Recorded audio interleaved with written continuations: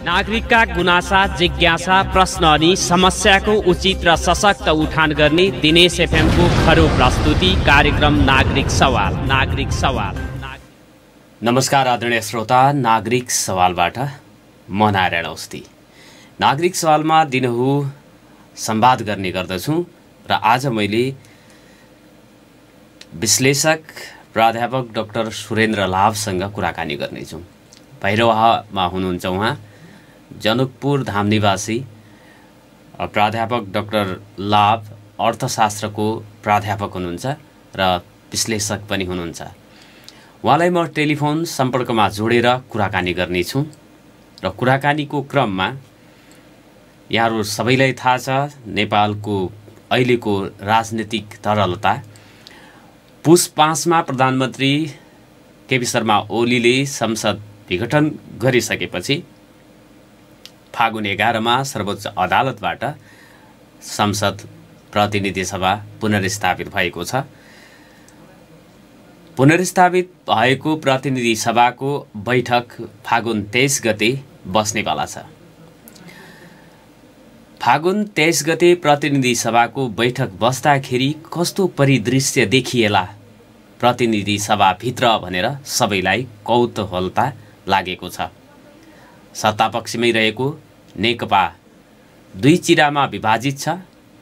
प्रधानमन्त्री केपी शर्मा ओलीले नेतृत्व गरेको एउटा समूह, पुष्पकमल दाहाल प्रचण्ड र माधव कुमार नेपालले नेतृत्व गरेको अर्को समूह।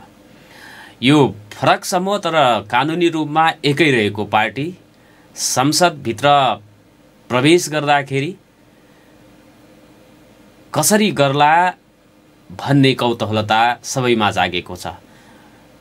प्रचण्ड माधव नेपाल समूहले प्रधानमन्त्री केपी शर्मा ओलीलाई जसरी पनि सत्ताबाट च्युत गर्न खोजिराखेको छ भने स्वाभाविक रूपमा सत्तामा भएको मान्छे सत्तामै टिकिरहन्छ।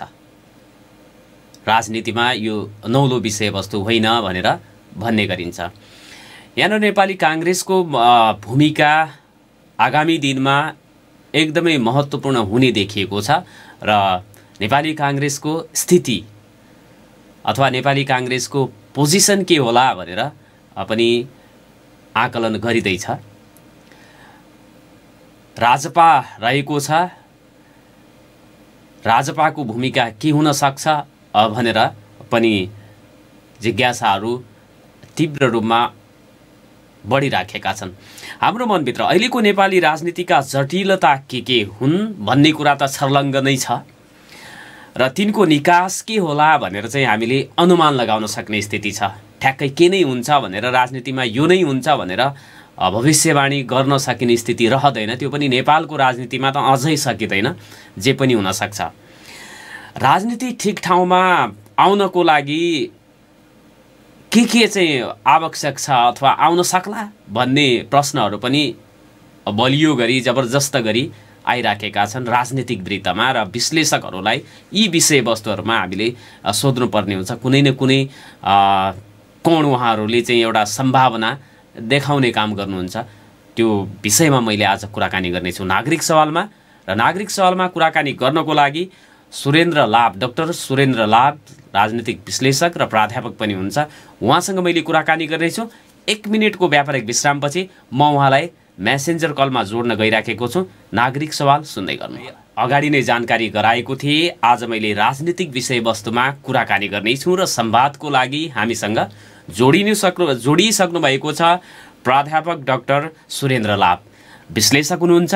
उहाँसँग मैले अहिलेको राजनीतिक परिस्थिति कता जाँदैछ, अब नेपालको राजनीतिक जटिलताका कुराहरू गर्नेछौँ र त्यसपछि समाधान चाहिँ के होला, त्यसको निकास चाहिँ कसरी निक्लेला भनेर मैले उहाँसँग जिज्ञासा गर्नेछु। र सुरेन्द्र लाभ सर हामीसँग जोडिनु भएको छ। सर, यहाँलाई नागरिक सवालमा हार्दिक स्वागत छ। नमस्कार। नमस्कार, धन्यवाद। हजुर, आराम हुनुहुन्छ? आरामै छ। अहिले अब सर यो प्रतिनिधि सभा विघटनको सिफारिस भयो पुस 5 मा। फागुन 11 मा सम्मानित सर्वोच्च अदालतले त्यसलाई बदर गरिदियो र फागुन 23 गते प्रतिनिधि सभाको बैठक बस्दैछ। प्रतिनिधि सभाको बैठक बस्दाखेरि प्रतिनिधि सभाभित्र अथवा संसदभित्र कस्तो परिदृश्य देखिएला भनेर सबैले कौतूहलतापूर्वक सोचिराखेको अब सोधिराखेको कुरा हो। त्यो परिदृश्यले संसदीय व्यवस्थामै प्रहार पो गर्छ कि भन्ने कोणबाट पनि कुराहरू आइराखेका छन्। 23 गतेको परिदृश्य संसदभित्र कस्तो होला भन्न सकिन्छ? हजुर, कल्पना गर्न सकिन्छ। अहिले भन्न त गाह्रो छ। यो नागरिक समाजमा एउटा विश्लेषक होइन कि एउटा नागरिककै हैसियतबाट म तपाईँहरूलाई जवाब दिन चाहन्छु, के कुरा गर्न चाहन्छु, आफ्ना मनका कुरा राख्न चाहन्छु। अब यो के छ भने पुरै देशमै एउटा प्रश्नवाचक चिन्ह खडा भएको छ। अब एउटा कोर्सको करेक्सन त भयो। अब यो कोर्सको करेक्सन भइराख्दाखेरि अब 23 गतेबाट सुरु हुन्छ संसदमा। अब सवालहरू धेरै छन्। जस्तै अहिले नेकपाको 2टा खेमा छ। अब 2टा खेमा सँगै बस्ने हो कि अलग अलग बस्ने हो कि के गर्ने हो? बकाइदा भन्नुहोस्, निर्वाचन आयोगले कुनै निर्णय दिएको छैन। एकै ठाउँमा सत्ताधारी दलमै बस्ने हो, एउटै ब्यानर छ उनीहरूको, अलग अलग छैन, पार्टी फुट्या छैन। विधिवत रूपमा प्राविधिक रूपमा मात्रै अलिकता खेमा अलग भएको छ। त्यो एउटा जिज्ञासाको प्रश्न पुरै देशमा उठिरहेछ। अर्कोतिर अब के होला त? अब बहुमत साबित गर्नुपर्ने प्रधानमन्त्रीले, अब अविश्वासको प्रस्ताव ल्याउनु पर्ने कसले ल्याउने, कसैसँग फेरि बहुमत छैन। 2टै खेमा जस्तै उस्तै स्थिति देखिएको छ। अब जोडतोडको राजनीति सुरु हुन्छ। यस्ता अनेक सवालहरू। तर के छ भने संसदीय व्यवस्थाको जुन स्वरूप हामीले स्वीकार गरेका छौँ त्यसमा यस्तो हुने गर्छ। यसलाई स्वाभाविक रूपमा मान्नुपर्छ। यो संसदीय अभ्यास हो, यसैले यसलाई संसदीय अभ्यास भन्ने गरिएको छ। यो कुनै अनौठो कुरा होइन। यो जटिलता आइरहन्छ र जटिलतालाई यही संसदीय व्यवस्थाको यो स्वरूपले नै पार गर्छ। अब त्यसका आफ्नै फेरि के छ भने त्यसको विपक्षमा यदि बोल्ने हो भने धेरै कुराहरू छन्। त्यो जुन व्यवस्था हामीले स्वीकार गर्यौँ, संविधानले स्वीकार गर्यो, त्यो व्यवस्थामा त्यस्तो हुने गर्छ। संसारभरिकै अभ्यास हो है। अविश्वासको प्रस्ताव ल्याउनु पर्यो। अविश्वास प्रस्तावमा फेरि के हुन्छ भने हामी कहाँ हाम्रो संविधानले के भन्छ भने प्रस्तावित अब को हुने त प्रधानमन्त्री को हुने त्यसको नाउँ पनि दिनु पर्यो। अब त्यसमा अलिकति जटिलता छ, त्यसमा अलिकति जोडतोड हुने सम्भावना छ।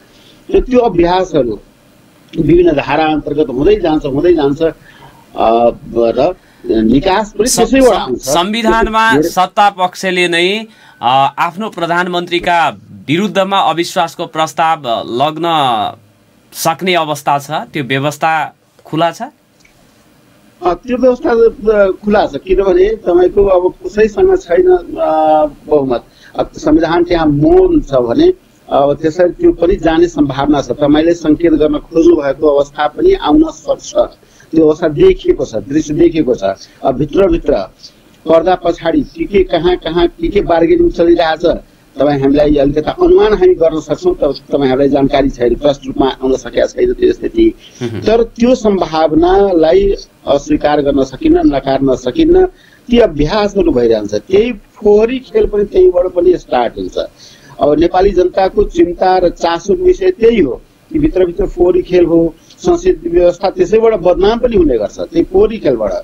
नजिकै हामी भारतकै इक्जाम्पल लिन सक्छौँ अथवा आफ्नै विगतकै इक्जाम्पल लिन सक्छौँ। हाम्रै अभ्यासमा पनि त्यस्तो भएको छ फोहोरी खेलहरू।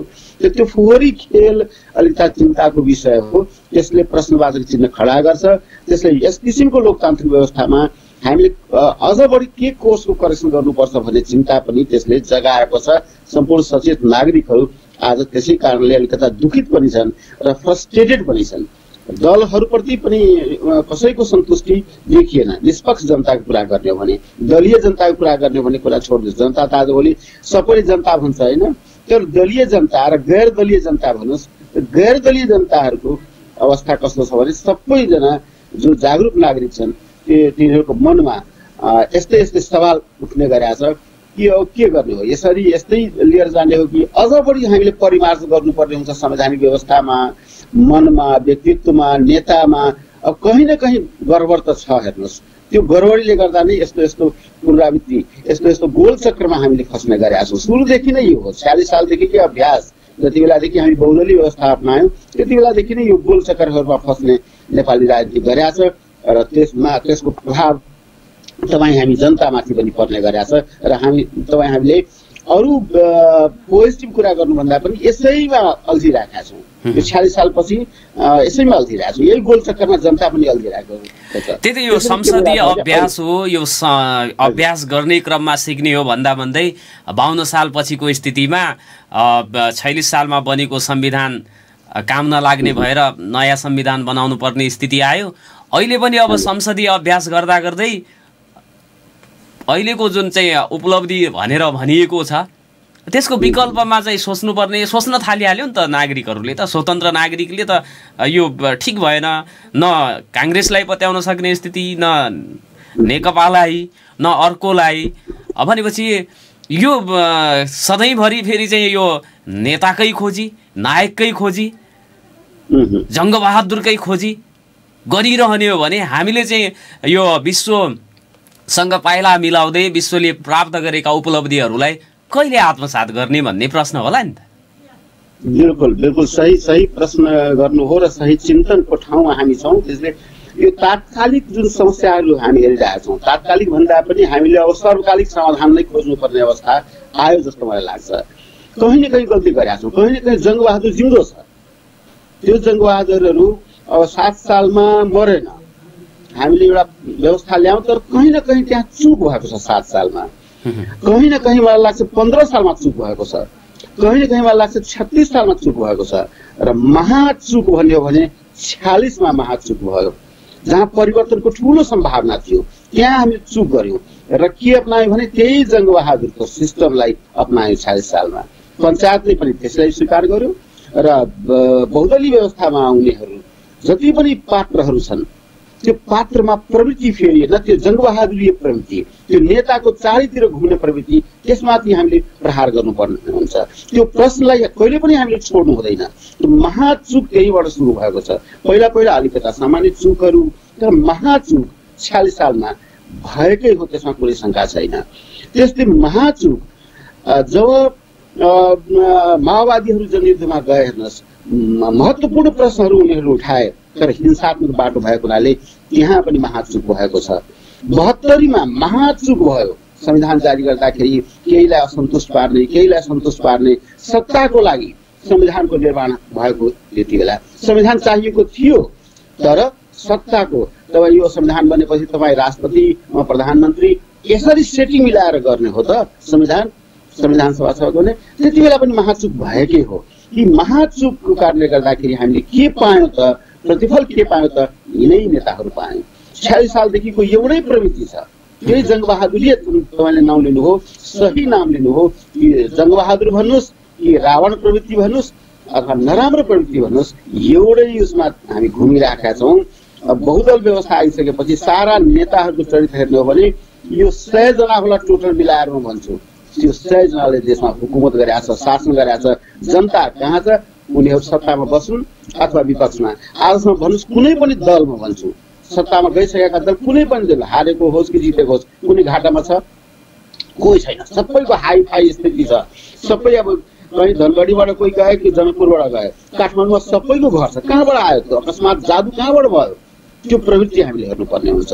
त्यसले यो मूल कोर्समा भन्छ। त्यही प्रवृत्तिले अब यो चाहिँ 23 गते पछि त्यो प्रवृत्तिले संसदभित्र संस्थागत रूपमा अब हुकुमत चलाउने अवस्था प्राप्त गर्छ भनेर भन्यो भने गलत होला या सही होला? होइन, एउटा खालि कोर्सको यो संसदीय अभ्यासले के गर्छ भने एउटा कोर्सको करेक्सन गरेर ठिक छ, यो प्रधानमन्त्री अथवा त्यो प्रधानमन्त्री ए को ठाउँमा बी आउँछ, त्यति मात्रै फरक हो। प्रवृत्तिमा फरक छैन। प्रवृत्ति त उस्तै आउने हो। सानो जङ्गबहादुर होला, ठुलो जङ्गबहादुर होला, तत्काल नदेख्ने जङ्गबहादुर होला, देख्ने जङ्गबहादुर होला, त्यो फरक कुरा हो। तर के छ भने मान्छे त यिनै आउने हो नि त। यी 25 जना अहिलेको मैले 100 जना भनेको थिएँ टोटल मिलाएर, तर 25 जना टप ग्रेडका लिडर छन्, सबै पार्टी मिलाएर म भन्छु। 25 जना बाहेक 26 जना छैनन्। अब त्यो 25 मध्ये कोही आउँछ? अहिले त भन्नुहोस् न 5-7 जना मध्ये कोही आउँछन्, धेरै पनि छैन। त मूल प्रवृत्तिमा त सबै टेस्टेड नेताहरू नि त, सबै टेस्टेड नेता, सबै पार्टीमा भन्छु, चाहे त्यो काङ्ग्रेस होस् कि काङ्ग्रेसको दुईटै लबी भन्नुहोस्, नेकपाको दुईटै लबी भन्नुहोस्, राप्रपा भन्नुहोस् कि जसपा भन्नुहोस्, मधेस केन्द्रीय दल हामी भनिरहेको थियौँ, अहिले जसपा हामी भनिरहेको छौँ, सबै पार्टीहरू टेस्टेड, नेताहरू टेस्टेड। तर सर यो निर्वाचनमा गइदिएको भएपछि वैशाखमा निर्वाचन भएको भए फरक परिदृश्य देखिन्थ्यो होला भन्ने स्थिति त यो रह्यो नि त। फेरि यो जति 2 वर्ष पनि छैन बचेको त्यो अवधिमा यो फोहोरी किसिमको चाहिँ हत्कण्डाहरू अब हुन्छ, यहाँ खेलहरू हुन्छ, करोडको कुराहरू स्वयं पूर्व प्रधानमन्त्रीहरूले भनिराख्नु भएको छ भने त्योभन्दा त नयाँ जनादेशमा कोही नयाँ अनुहारहरू आउँथ्यो होला भनेर भन्दा त निर्वाचन नै उपयुक्त रहेछ भनेर भन्ने कि नभन्? यो के छ भने निर्वाचनमा आखिर यो जुन बाटो अहिले संसदले समातिरहेछ त्यसबाट पनि रिजल्ट आउने सम्भावना के छ भने निर्वाचन नै हो। खालि के भने यो बाटो कि त्यो बाटो, संसदीय बाटोबाट निर्वाचन अथवा जङ्गबहादुरीय बाटोबाट निर्वाचन, तर आउने निर्वाचन नै हो। तर निर्वाचनबाट फेरि जनतासँग विकल्प के त? जनतासँग विकल्प यिनै छन्, mister A, mister B, mister C, mister D, कुनै पुरानै अनुहार, नयाँ अनुहार, नयाँ भिजन आउने सम्भावना त थोरै छ नेपालमा।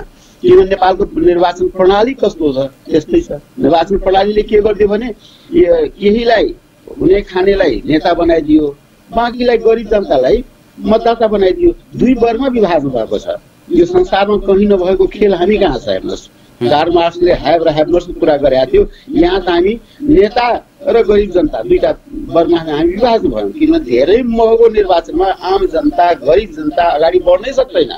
त्यसैले निर्वाचनको जुन आशय यहाँले व्यक्त गर्नुभयो त्यो आशय यहाँ फेरि फेल खान्छ, फेरि उही आउने हो। चाहे त्यो संसदबाट बनोस् अथवा निर्वाचनबाट आउने त तिनै नेता हुनु। अहिलेको अवस्था हेर्दाखेरि नयाँलाई जनताले पनि स्वीकार गरिरहेको छैन। तर यो विकृतिलाई मिनिमाइज गर्न सक्ने गुन्जाइस त अहिले पुनर्स्थापना भइसक्यो। जे जति विकृतिहरू हिजोका दिनमा अभ्यास गरिएका थिए तिनलाई निस्तेज गर्न सक्ने स्थिति रहला कि रहने स्थिति छैन? छैन। यो पुरानै प्रवृत्ति आउँछ, हेर्नुहोस्, पुरानै सोच आउँछ। अलिकता तपाईँको सुधारको अवस्थामा हामी अनुभूति गर्न सक्छौँ, तर थोरै सुधारबाट यहाँ काम छैन। यहाँ त पुरै राजनीतिक शुद्धिकरणको आवश्यकता छ, दलीय शुद्धिकरणको आवश्यकता छ। तर अहिलेकै संसदभित्र त त्यो सम्भावना छैन। अहिले जो पात्रहरू, जो प्रवृत्तिहरू छन् तिनीहरूबाटै समीकरणबाट सरकार बन्ने हो। त्यही सरकारले अब चाहिँ चुनाव गर्ला। तर 23 गतेको परिदृश्यभित्र हामीले अलिकति चाहिँ फेरि मैले सरलाई चाहिँ प्रश्न गर्न चाहे, सदनमा कुर्सीहरूको व्यवस्थापन जसरी गरिएको छ त्यही आधारमा बस्न जालान् सांसदहरू? जान्छन्। सांसदहरू धेरै अनुमान नगर्नुहोस्। धेरै एकदम क्रान्तिकारी केही कुरा गर्छ भने कुरा भाषणमा मात्रै हो, चरित्रमा क्रान्ति देखिएको छैन। त्यही बस्छन्, हेर्नुहोस्, सत्ताधारी उसमै बस्छन्। अहिलेसम्मको स्थिति हेर्दाखेरि अब आजै सर्वोच्चले एक किसिमको फैसला दियो, आजै तपाईँको निर्वाचन आयोगले एक किसिमको फैसला दियो भने फरक हुन सक्छ सिचुएसन। किनभने आज पनि सर्वोच्चले पनि एउटा महत्त्वपूर्ण फैसला दिने दिन हो आज, हेर्नुहोस्। किनभने ऋषिराम कटेलजीको पार्टी छ नि, त्यस सम्बन्धमा वैधताको बारेमा, उसको नामको बारेमा सर्वोच्चमा आज फैसला दिने अवस्था छ। अब यो यस आधारमा हुन सक्छ भोलि नै त निर्वाचन आयोगले केही निर्णय गर्यो भने अर्कै अवस्था। तर अहिलेसम्मको अवस्था हेर्दाखेरि त यिनै नेकपाहरू एकै ठाउँमा बस्ने अवस्था, अरू विपक्षी साइडमा बस्ने। सर, यो निर्वाचन जुन चाहिँ सर्वोच्च अदालतको निर्णय भन्नुभयो त्यसमा ऋषिराम कटेलको party Nepal communist party Nekapa, यो नेकपा गठन हुनुभन्दा पहिले नै त्यो थियो भनेपछि सिधा अर्थमा हामीले चाहिँ अब हेर्दाखेरि त आधिकारिक नेकपा त ऋषिराम कटेलजीको हो।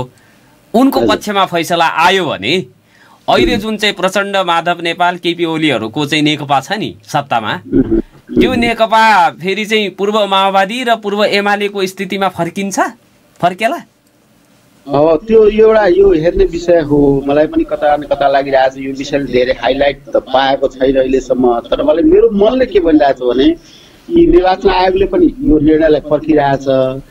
सर्वोच्चले मलाई लाग्छ कहाँ न कहाँ ऋषिराम कटेलजीलाई नै वैध बनाउने अवस्था छ जस्तो छ है। कानुनी रूपमा सिधा हेर्दाखेरि मतलब बाहिरबाट यसो सोझो नजरले हेर्दाखेरि त ऋषिराम कट्टेलले पाउने सम्भावना अधिक होला नि। पाउने सम्भावना बढी देखिन्छ। निर्वाचन आयोगले त्यसले पर्ख्या होला जस्तो मलाई लागिरहेछ। निर्वाचन आयोगले त्यसपछिको निर्णय हेर्न बाँकी छ। उहाँ दुईटैलाई प्रचण्डलाई तपाईँको यो पार्टी भयो र केपी ओलीलाई तपाईँको एमाले नै हो भन्न बेर लाग्दैन। नेपाल नै हो बेर लाग्दैन, अथवा उनीहरूलाई चोइस दिन सक्छ। त्यो स्थिति भयो भने नेकपाको त्यो स्थिति चाहिँ नेकपाको भयो भने जुन एउटा चाहिँ यो प्रचण्ड माधव नेपालका बीचको मिलनबिन्दु, केपी ओली र प्रचण्ड माधव नेपालका बीचको एउटा तिक्तताको खाडल सिर्जना गर्ने कुराहरू मेटिलान् अथवा एक होला? मेट्दैन। हेर्नुहोस्, निर्वाचन आयोगले त अप्सन पनि दिन सक्छ, तपाईँहरू नयाँ नयाँ नाम रोज्नुहोस् भनेर दिन सक्छ। तर यो खाडल तत्काल त मेट्दैन।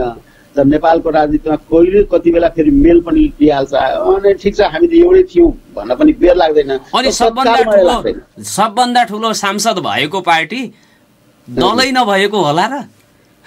त्यो परिकल्पना गर्न सकिन्छ? त्यो त गर्न सकिन्न। हेर्नुहोस्, एउटा दल त बनाइहाल्छ, निर्वाचन आयोगले दिइहाल्छ। आफूले उहाँहरूले पनि नेताहरूले पनि आफ्नो आफ्नो दल, मेरो दल यही हो, नामाकरण यही हो भन्न सक्छन् है। त्यसमा त कुनै झन्झट छैन। यताउतिले चाहिँ ब्र्याकेट्सहरूले छुट्याउलान्? त्यसरी छुट्याउँछ अथवा नयाँ नाम पनि ल्याउन सक्छ। हेर्नुहोस्, नाममा पनि झन्झट छैन, नेताहरू चलाक छन् हामी कहाँ। जस्तो नयाँ नाम गर्यो भने एउटा जस्तो पूर्ववत स्थितिमा यदि चाहिँ अहिलेको सत्तापक्ष नेकपा ऋषिराम कट्टेलको पक्षमा नेकपा पार्टी चाहिँ गयो भने सर्वोच्च अदालतबाट, त्यसपछिको एउटा रणनीति जस्तो त्यो रणनीतिलाई केपी शर्मा ओलीले अख्तियार गर्न सक्नुहुन्छ भनेर अनुमान गर्ने गरिन्छ। जस्तो कि चुनाव चिन्ह त नेकपाको माओवादी खेमाकाहरूले हँसे हतौडामा चुनाव लडेको छ। एमाले पक्षहरूले सूर्य चिन्हमा जुन चुनाव चिन्हमा निर्वाचन लडेको थियो, जित हासिल गरेको थियो, सोही पार्टीको हुन्छ भन्ने टाइपको त्यो निर्वाचन सम्बन्धी कानुन पनि अध्यादेशबाट मार्फत ल्याएर त्यो चाहिँ गर्न सक्ने सम्भावना त सरकारसँग अझ कानुन निर्माण गर्ने तहमा त केपी शर्मा ओली हुनुहुन्छ। त्यो भयो भने फरक परिदृश्य पनि त देख्न सकिने सम्भावना छ कि छैन? बिल्कुल छ। यो त जटिलताले भरिएको स्थिति छ। हेर्नुहोस्, अध्यादेश राज एक किसिमको हामी कहाँ सुरु भइसकेको छ। अध्यादेश नयाँ नयाँ आउन सक्छ, त्यो सम्भावनालाई अस्वीकार इन्कार गर्न सकिन्न। तर यति विधि जाला भने त फेरि अप्ठ्यारो के छ भने हुने त निर्वाचन नै हो। किनभने छाँटकाँट हेर्दाखेरि, विकास कार्यक्रमहरूको उद्घाटन हेर्दाखेरि, तीव्र पार्ने अवस्था हेर्दाखेरि के लाग्छ भने निर्वाचनतिर जान्छ होला सिचुएसन। त्यसको अनुमानमा वर्तमान प्रधानमन्त्री बारम्बार हरेक दिन जसो उद्घाटन गरिराख्नु भएको छ विकास कार्यक्रमहरूको, त त्यसले एउटा सङ्केत गरिरहेछ। अब निर्वाचन आयोगले पनि अब यो अहिलेको नेकपालाई ल तपाईँहरू नयाँ नयाँ नामाकरण गरेर ल्याउनुहोस्, तपाईँको पार्टी नाम पनि रहेन त्यो ऋषिरामजीले लिनुभयो र तपाईँहरू नयाँ प्रस्ताव लिएर आउनुहोस् तपाईँको। किनभने अब त्यो निर्वाचन आयोगका लागि पनि सहज हुन्छ होला नि, दुईटैलाई नयाँ लिएर आउनुहोस् भन्दाखेरि, होइन? हो, निर्वाचन आयोगले सहज हुन्छ होला। किनभने हेर्नुहोस्, पुरापुरी नेकपा प्रचण्डजी कहाँ जान्छ भन्ने होइन, माधवजी पनि त्यहाँ हुनुहुन्छ र पुरापुरी नेकपा एमाले ओलीतिर जान्छ भन्ने कुरा होइन। किनभने त्यहाँ बादलहरू पनि छन्, अरू पनि नेकपाबाट आएका मान्छेहरू पनि छन्। त्यसले नयाँ किसिमको माओवादी एमाले नयाँ किसिमको दलको नामाकरण हुने सम्भावना म देखिरहेको छु। त्यो भयो भने नामको लागि, त्यसपछि चुनाव चिन्हका लागि जुन लडाईँ भइराखेको छ, खासमा त त्यो सूर्य चिन्हका लागि हो नि त अहिलेको। नयाँ नयाँ चिन्ह दिने सम्भावना पनि त्यतिकै छ। सूर्य चिन्ह कसैलाई नदिने, त्यो सूर्य चिन्ह राष्ट्रिय झन्डामा छ, त्यही भएर चाहिँ नदिने भन्ने किसिमको पनि हुन सक्छ होला। त्यो हुन सक्छ, त्यो सम्भावना छ। अहिलेको विवाद हेर्दाखेरि विवाद सामना पार्नलाई अलिकता त्यो सम्भावना छ। निर्वाचन आयोगमाथि पनि प्रेसर परिरहेछ नि त। पूर्व निर्वाचन आयोगले पनि आयुक्तहरूले एउटा सार्वजनिक विज्ञप्ति निकाल्नुभयो कि होइन तपाईँ छिटै निर्णय गर्नुहोस् भनेर। त्यो दबावमा निर्वाचन आयोग पनि आइरहेछ जस्तो मलाई अनुभव भइरहेछ। त्यसले छिटो निर्णय लिएला आयोग। त्यो त जस्तो अब दलको कुरा भयो, संसदभित्रको कुरा गर्दाखेरि केपी शर्मा ओलीलाई जसरी चाहिँ हटाउँछौँ भनेर सडकमा भन्न सजिलो छ नि नेकपाको प्रचण्ड नेपाल पक्षलाई, सदनभित्र त्यति सजिलो छैन भन्ने त उहाँहरूले नै बुझेको कुरा हो। भावभङ्गिमाले पनि त्यो कुरा भन्छ र बाहिरबाट हेर्दाखेरि पनि त्यो सजिलो अथवा असजिलो के छ अहिलेकै स्थितिमा? कस्तो छ भने अब यो सबै कुरा यो गणितको राजनीति छ। हेर्नु, संसदीय व्यवस्थामा यो गणितले धेरै महत्त्व स्थान लाग्छ। अब गणितको राजनीतिमा कतातिर गणित मिल्ने हो। अब गणित मिलाउँदाखेरि अब केपी शर्मा ओली देउवासँग मिल्नुभयो, जसपासँग मिल्नुभयो भने उतातिर जान्छ होइन। अहिलेको दृश्य हेर्दाखेरि बढी त माधव नेपालजी र प्रचण्डजीहरू देउवालाई आग्रह गरिराख्नु भएको छ जस्तो अनुभव भइरहेछ, जसपाले आग्रह गरिराख्नु भएको छ। त्यसैले मलाई लाग्छ यतातिर सिचुएसन गइरहेछ जस्तो मलाई लागिरहेछ। किनभने केपी शर्मा ओलीकै वक्तव्यबाट के देख्यो भने होइन मलाई हटाए पनि म दुई तिहाई लिएर आउँछु। यसको के छ भने कहीँ न कहीँ चिसो त पस्या छ वर्तमान प्रधानमन्त्रीजीलाई। र त्यसैले यो मलाई लाग्छ अलिक ढिलो चाँडो 2 दिन 4 दिन 5 दिन 6 दिन यो कति लाग्छ होइन। ओली हट्छन् प्रधानमन्त्रीबाट? ओली हट्ने सम्भावना बढी छ? त्यो सम्भावना देखेको छ। ओलीजीको आफ्नै मन्तव्यबाट त्यो देखियो अलिकता। अब यो राजनीतिमा भाषणमा अर्को कुरा, भित्री चाहिँ अर्को कुरा हुन्छ। फेरि चाहिँ यो रसायन मिल्ने कुराहरू भन्छन्, व्यक्तिको चाहिँ रसायन केमिस्ट्री मिल्ने।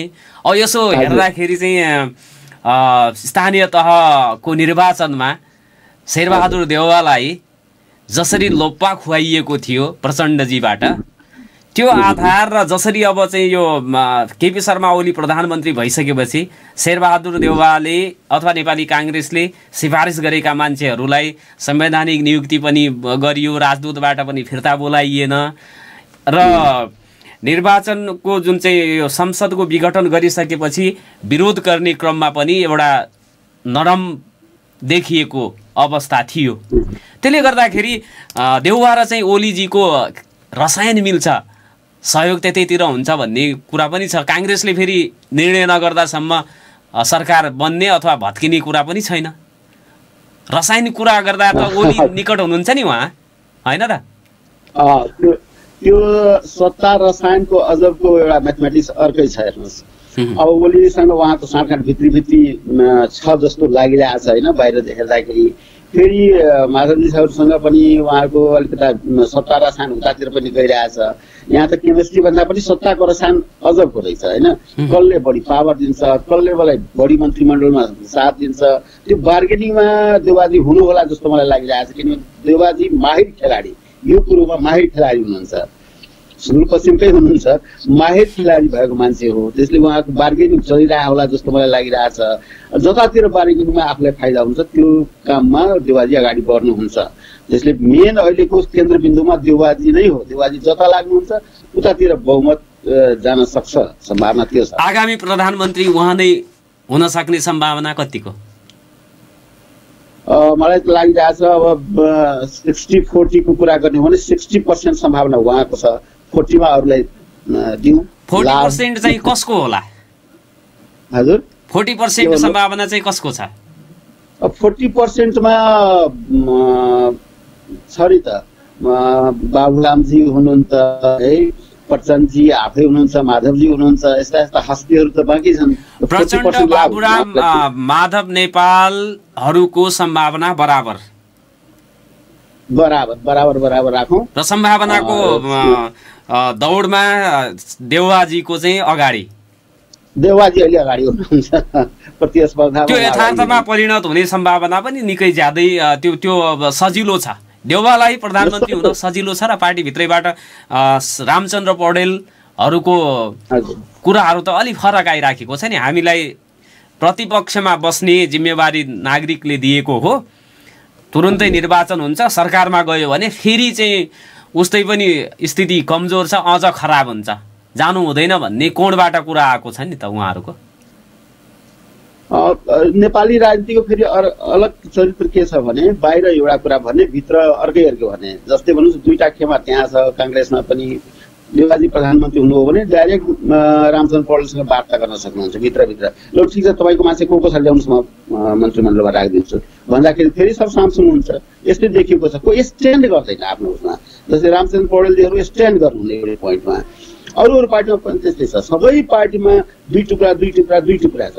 त्यसैले अब यो बार्गेनिङ दलभित्र पनि जुन गुट छ त्यो गुटभित्र पनि बार्गेनिङ चल्छ। त्यसैले सबै सामसुम भइहाल्छ। सत्तामा जाँदाखेरि सुरुमा विरोध होला, त्यसपछि सबै सामसुम भएर लोक ठिक छ सत्ताको रसायन भन्नुभयो, त्यही सत्ताको रसायनमा कुर्सीको रसायनमा सबै रमाउँछन्।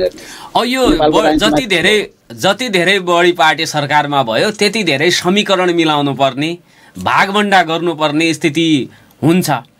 जस्तो ओली पक्ष र नेपाली काङ्ग्रेस मात्रै भयो भने दुईटैको बहुमत पुग्छ भन्ने कुरा आएको छ बाहिर।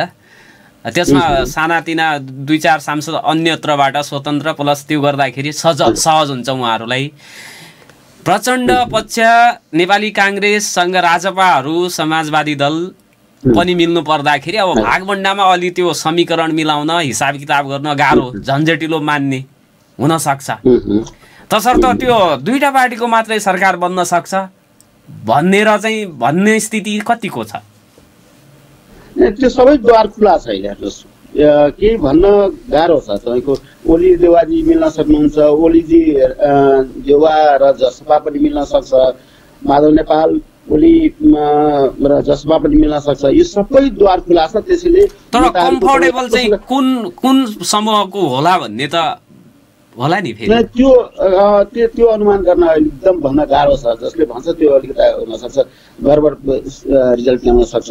फ्याक्ट के हो भने तपाईँ नेताहरूको भाषण सुन्नुभयो भने राम्रोसँगले के भन्छ भने अहिले अब संयुक्त सरकार हुन्छ, कसैले भन्छ राष्ट्रिय सरकार नै बनाऊ। त्यो दुईटा अवधारणा आइरहेछ।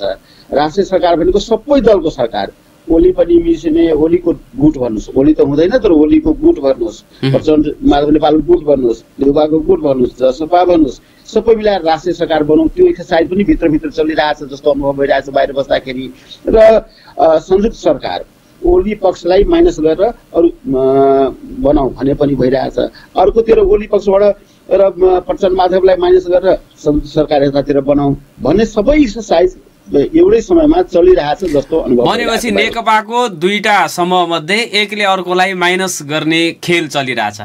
त्यो गर्ने क्रममा अहिले उनीहरूले त्यागको नाममा जे पनि गर्न सक्छन् भन्ने पनि होला नि त। कुर्सीको नाममा जे पनि हुन्छ। यहाँ हेर्नुहोस्, गुटलाई निषेध गर्ने अहिलेको जित र हारको मापदण्ड एउटै छ नेकपाभित्र।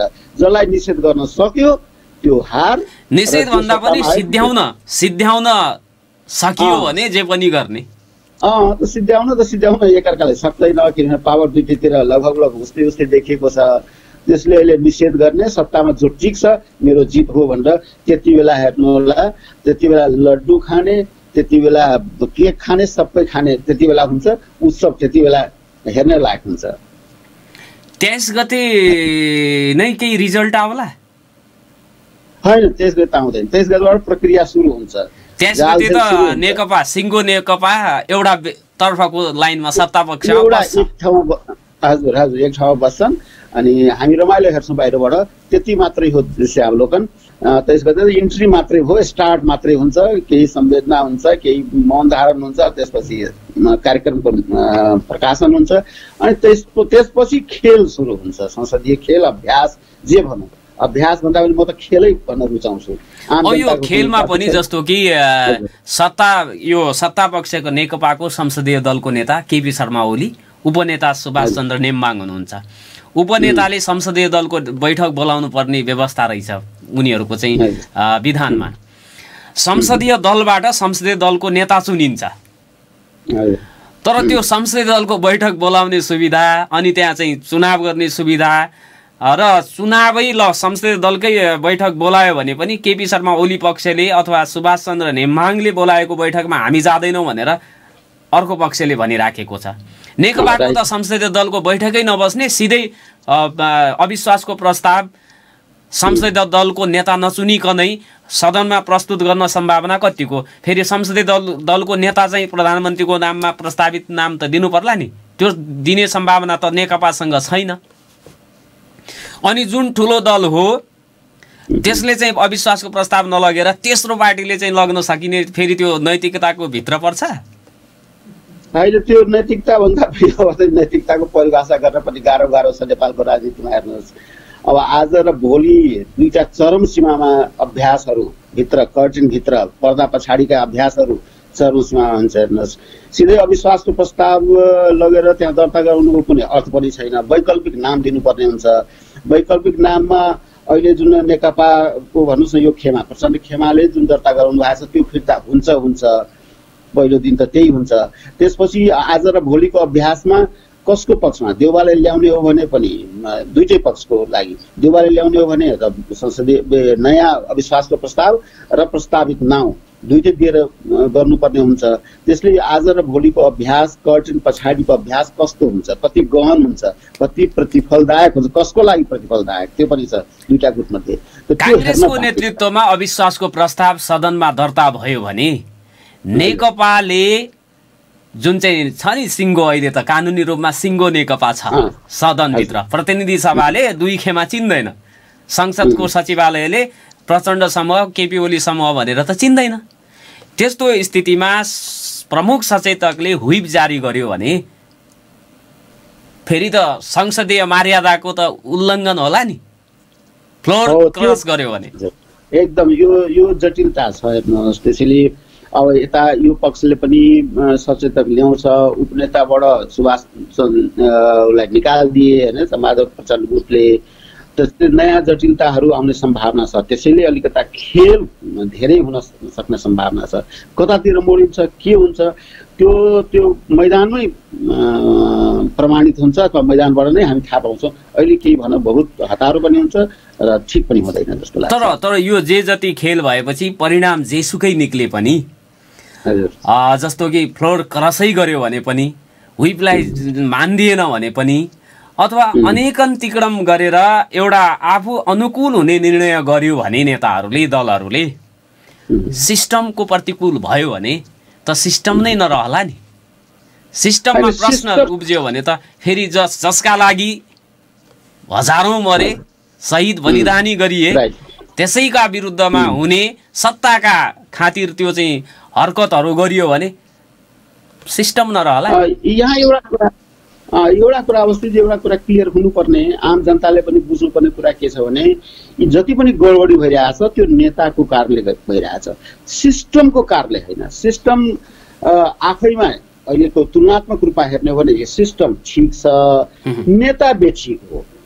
त त्यसैले नेताको गडबडी कारणले गर्दाखेरि संसदीय व्यवस्था नै यो गडबड छ भनेर त्यसको विरोधमा लाग्नुपर्ने अवस्था अहिले छैन र लाग्नु बेकार हो। किनभने यसको विकल्प फेरि तानाशाहले ल्याउने हो त भन्ने प्रश्न उठिहाल्छ। त्यसले यो व्यवस्था ठिक, नेताहरू गडबड छ भने नेतालाई चेन्ज गरौँ। जनताले बुझ्नुपर्ने कुरा त्यो छ।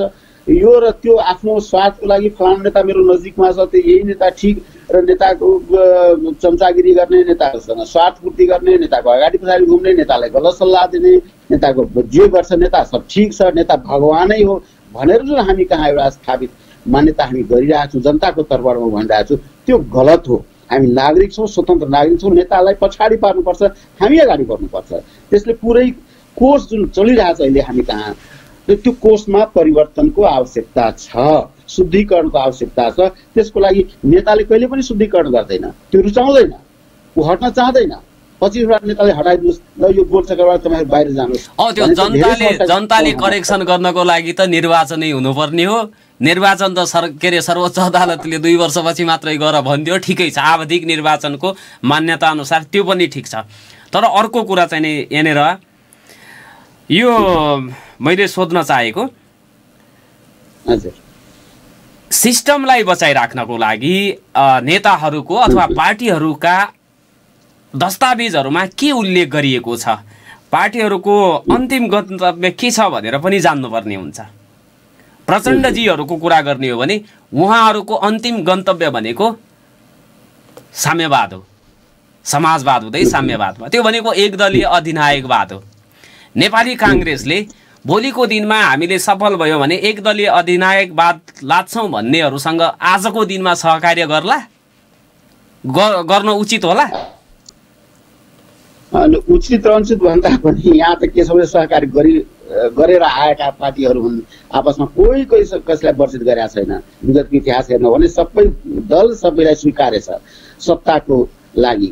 त्यसैले यो सिद्धान्त एक ठाउँमा छ, व्यवहार अर्को ठाउँमा छ। सिद्धान्त हेर्ने हो भने सबै दल नेपालमा जति पनि दल छन् है, जसले नेपाली काङ्ग्रेस भन्नुहोस्, नेकपा भन्नुहोस्, नेकपाको दुईटै गुट भन्नुहोस्, जसपा भन्नुहोस्, सबैको एउटै छ, अहिलेको तात्कालिक गोल भनेको समाजवाद नै हो, संविधानको गोल पनि समाजवाद नै हो। यसको अर्थ के छ भने गरिबको पक्षमा जानुपर्छ, संविधानले पनि भन्छ, अर्थतन्त्रको गोल पनि त्यही हो, पार्टीहरूको गोल पनि हो। तर त्यो समाजवादको व्याख्या त फरक छ नि, नेपाली काङ्ग्रेसको व्याख्या फरक छ, केपी ओलीको व्याख्या फरक छ, प्रचण्डजीहरूको व्याख्या फरक होला। त्यही भएर यो उल्झनमा पार्ने शब्द के शब्द जालमा मात्रै खेल्ने कुरा भयो के नेपालमा। राइट एउटा लक्ष्य त कमसेकम संविधानले दियो नि त, पार्टीभन्दा माथि संविधान छ। हेर्नु, संविधानले एउटा समाजवाद दियो, समाजवादको व्याख्या अहिलेसम्म हेर्नुहोस्, यति 72मा संविधान आयो, आज हामी पुरा गरिरहेका छौँ, 5 वर्ष हो। 5 वर्षमा समाजवादको व्याख्या नेताहरूले राम्रोसँग एक ठाउँमा मिलेर गर्न सकेका छैन।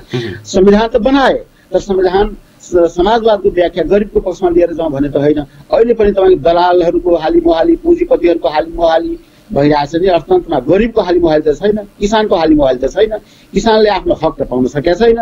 यो भन्नु मतलब के छ भने संविधानमा जे लेखे पनि सारा दलहरू अटेर गरेका छ। त्यसैले यो दलहरूलाई पनि ठिक ठाउँमा ल्याउनु पर्ने आवश्यकता छ, निर्वाचन प्रणालीलाई ठिक ठाउँमा ल्याउनु पर्ने आवश्यकता छ। त्यो कसले गरिदिने? जनता यही बेला हो, निर्वाचनलाई पर्खिने होइन, जनता यही ठिक ठाउँमा ह्यामर गर्नुपर्ने हुन्छ। र जनता जबसम्म उठ्दैन हाम्रो हाल यही बेहाल हुन्छ। हामी यही यस्तै गरेर चिन्तन गरेर यही हाल बेहाल गाली गर्दा गर्दै अगाडि बढ्ने हो। जनता जुन दिन जाग्छ त्यो दिन अलिकता सुधार उन्मुख अवस्था। जनता त प्रचण्ड पक्षले आमसभा गर्यो भने पनि जागेकै देखिन्छ, ओली पक्षले गर्यो भने नि जागेकै देखिन्छ, काङ्ग्रेसको आमसभा छ भने नि जाग्छ। तर त्यो चाहिँ अब त्यो जगाई के हो भन्ने कुरा हो नि। त्यो दलीय जनता हो, अस्ति त्यो दलीय जनता हो, गैर दलीय जनता होइन। त्यो भाडामा ल्याएको जनता हो, ट्रकमा ओसारेको जनता हो, बसमा ओसारेको जनता हो। त्यो जनताको कुनै अर्थ छैन।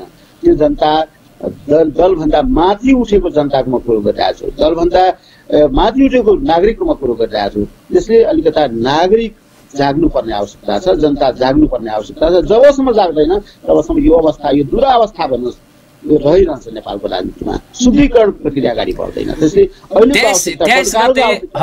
23 गते जुन चाहिँ यो विवाद छ त्यो प्रतिनिधि सभा संसदभित्र प्रवेश गरिसकेपछि अहिलेको यो अर्को निर्वाचन जुन आवधिक निर्वाचन 5 वर्षपछि हुन्छ, त्यहाँसम्म पुग्नको लागि एउटा राजनीति ठिक ठाउँमा आउला कि यस्तै अब यो चाहिँ यो कच्ची रोडमा बैलगाडा चाहिँ घसेटे जस्तो गरिकन 2 वर्ष जाला? मलाई जस्ट अनुमान कि 2-4 महिनादेखि जान्छ। हेर्नु, संसदले अब यता गर्यो उता गर्यो, बहुमत साबित गर्यो, यो 2-4 महिना जान सक्छ। त्यसपछि कुनै बाटो लेला, कुनै बाटो भनेको ल ठिक छ, अब संयुक्त सरकार नै गठन गरौँ जस्तो हुन सक्छ एउटा सम्भावना। अर्को एउटा सम्भावना के छ भने सबै दलले अनुभव गर्छ भइहाल्यो, अब कसैको सरकार नबन्ने अवस्था छ भने अब निर्वाचनतिर नै जाउँ, मिलेर राष्ट्रिय सरकार बनाऊ, निर्वाचनतिर जाउँ भन्ने सम्भावना पनि देखिन्छ।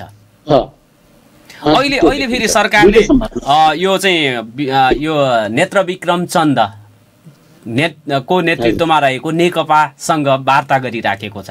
हिजो वार्ता भयो, त्यो सकारात्मक भयो भनेर चाहिँ आएको छ समाचारहरू। उसको एजेन्डा पनि यो राष्ट्रिय सरकार भन्ने के त्यो चाहिँ राजनीतिक एजेन्डा, दुईटा एजेन्डामा त्यो पनि परेको छ भन्ने कुरा आएको छ। यदि त्यस्तो भयो भने विप्लवसँगको वार्ताले एउटा चाहिँ क्याटलिस्टको भूमिका चाहिँ निर्वाह गर्न सक्छ आगामी राजनीति कहाँ जान्छ भनेर, र यसको फाइदा केपी ओलीले चाहिँ उठाउन सक्ला? फाइदा लिने प्रयास हो यो पोलिटिकल उसमा शिविरमा यस्ता यस्ता प्रयासहरू गरिन्छ।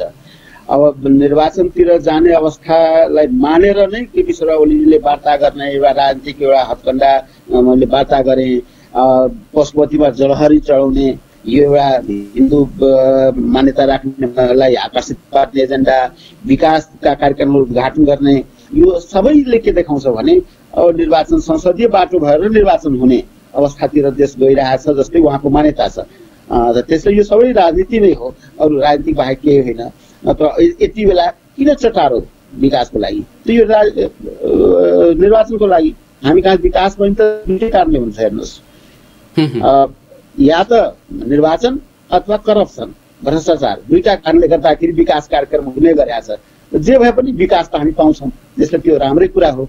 तर दुईटा मनसा, भित्रको मनसा दुईटा हुन्छ जस्तो मलाई लागिरहेछ। त अहिले पनि त्यो दृश्य देखिएको छ। त्यसैले यो राजनीतिक छ, यही हो। सरकारमा जोसुकै हुन्, केपी शर्मा नै रहिरहन् अथवा अर्को पात्र आए पनि प्रवृत्ति उही हो, झै झगडा उही भइरहेको छ। र 5 वर्ष भनिराखेका छौँ, झै झगडा गर्दा गर्दै ल भयो यो चाहिँ 1 वर्ष 6 महिना गयो, अब चुनाव गरौँ न भनेर सर्वसहमतिबाट फेरि चुनावमा जान सक्ने स्थिति पनि देखिन्छ। त्यसो भए त्यो देखिन्छ। हेर्नुहोस्, प्रवृत्ति यस्तै हो। हेर्नुहोस्, नेताहरू पार्टीको नाम फरक भए पनि प्रवृत्ति एउटै, दलको नाम मात्रै फरक छ। एउटै प्रवृत्ति भएको हुनाले म त एउटै दल भन्छु, एउटै किसिमको एउटै एजेन्डा भन्छु। कुनै एजेन्डामा फरक छैन। कसले समृद्धिलाई नकार्न सक्छ, कसले सुखी नेपाली नकार्न सक्छ, सबैले यस भनेकै हो। तर गर्नेवाला त कोही छैन, गरिरहेको छैन। आम जनतासँग त पुगेको छैन। गरिब किसानलाई कसैले ध्यानमा राख्दैन। त्यत्रो बिपी कोइरालाले गरिब किसानलाई ध्यानमा राख्नु भनेर व्याख्या गरेको कुन नेपाली काङ्ग्रेसको नेताले त्यसको गरेको छ? भाषणमा मात्रै हेर्नुहोस्, कुन कम्युनिस्ट त्यत्रो सर्वहारा कुरा गर्छ, कसले कहाँ गरेको छ? किन बदनाम हो त? त्यसले दलको नाम मात्रै फरक हो। अवस्थीजी, दल एउटै छ नेपालमा, त्यो हो कुर्सीवादी दल। सबैलाई भन्यो भने त्यो सबै कुर्सीवादी दल हुन्। प्रवृत्तिमा कहीँ फरक छैन, एउटै हो। अलिकता तलमाथि देखिएको मात्रै हो, नत्र एउटै छन्।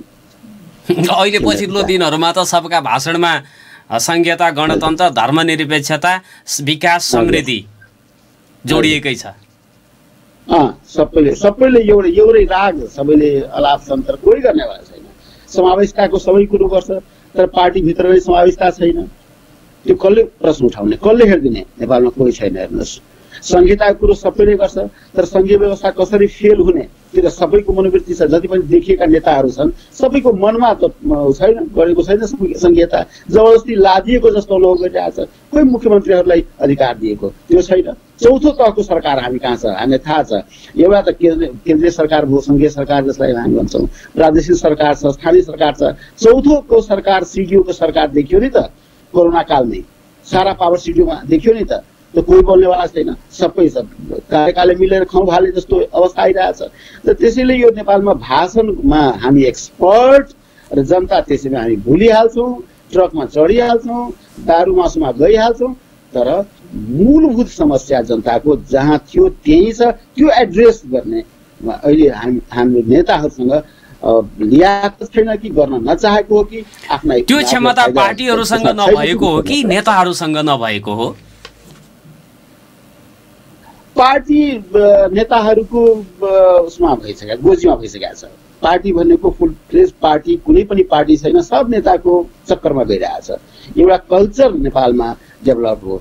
जस्तै काङ्ग्रेस सबभन्दा पुरानो party BP Koirala. BP Koirala धेरै आदरणीय नाउँ हुनुहुन्छ, तर उहाँको एउटा के थियो भने बिपी कोइराला जे भन्यो भने पार्टी त्यही छ।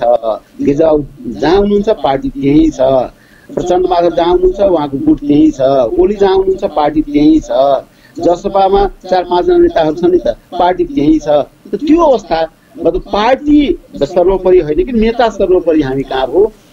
धेरै पहिला मैले एकजना इन्टरभ्यू सुनेको थिएँ काङ्ग्रेसभित्र। उनले के भन्थे भने हाम्रो पार्टी त नीति प्रधान होइन, नेता प्रधान हो।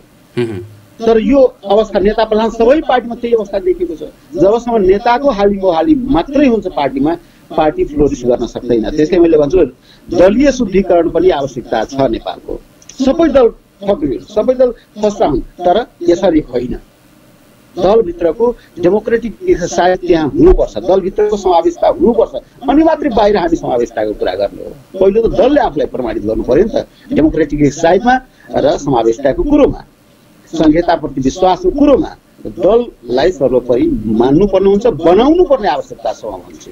यो आवश्यकता। अन्तमा सर, अन्तमा मैले सरलाई जिज्ञासा राखेँ, त्यसो भए सर्वोच्च अदालतबाट नेपाल कम्युनिस्ट पार्टी नेकपा ऋषिराम कट्टेलले दायर गरेको मुद्दाको विषयमा आउने फैसला, त्यो फैसलाले निर्वाचन आयोगलाई कसरी प्रभाव पार्छ र त्यसपछि गर्ने निर्वाचन आयोगको फैसलाले संसदको परिस्थिति जे सुकै पनि हुन सक्छ भनेर भन्न सकियो सजिलै? अनुमान लगाउन सकिन्छ? तीनटा कुरो छ। 23 गतिबाट के प्रक्रिया सुरु हुन्छ भने 3टा कुरो 2टा कुरो तपाईँले भन्नुभयो। एउटा आज सर्वोच्चको फैसला, त्यसपछि निर्वाचन आयोग 2टा, तेस्रो कुरो छ आज र भोलि 2 दिनको एक्सरसाइज, कर्टनभित्रको एक्सरसाइज। 3टा कुरोले नेपालको राजनीतिको संसदीय अभ्यासको भविष्य निर्धारण गर्नेछ। यसमा जस्तो देशभित्रकै शक्ति त दलहरू नेताहरू शक्ति भइहाले, अब यो चाहिँ यो देशको भूगोल भन्दा बाहिरको प्रभाव चाहिँ निर्णायक हुन्छ भनेर भनिन्छ नि नेपालमा। त्यो पनि चौथो राइट, तपाईँले चौथो शक्तिको कुरा पनि गर्नु हो, एकदम सही कुरा हो। 2टा देशको राजदूत प्रत्यक्ष रूपमा देखिएको सक्रियता देखिएकै छन् है। उनीहरू कहाँ कहाँ गइरहेछ, कोसँग भेटिरहेछ, उनीहरूको सक्रियता पनि छ। कतिपय देशबाट टेलिफोनको माध्यमबाट अहिले भेट्नुपर्छ प्रत्यक्ष रूपमा भने पनि होइन, टेलिफोन छँदैछ।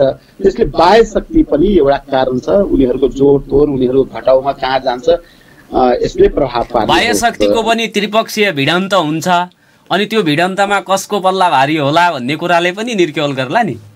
एउटा सम्भावना भिडन्तको पनि छ, अर्को सम्भावना मिल्ने कुरो पनि छ बाह्य शक्तिको। लौ ठिक छ, नेपालको बारेमा यसरी लिएर जाउँ। बाह्य शक्ति त तीन कोणमा चाहिँ छ भनेर भनिन्छ नि, 3वटा शक्ति। कतिपय स्थितिमा नेपालमा के देख्यो भने 3टै शक्ति एउटै भएर आउँछ, त्यो पनि हुन्छ है। बाह्य शक्तिको त्यस्तो नेचर हुने गर्छ। ल यो इस्युमा यसरी जाउँ भन्ने पनि हुन सक्छ। त्यसैले त्यो अवस्था आयो भने, मिलेन भने फेरि अवस्था अस्थिरताको अवस्था छँदैछ, मिल्यो भने एक किसिमको स्थिरता त्यसले पनि प्रभाव पार्छ। तर यो प्रक्रियाले नयाँ खिलराज रेग्मी जन्माउँछ भन्ने कुरालाई कतिको बल पुग्छ? खिलराज रेग्मी एउटा प्रयोग त थियो नेपालमा।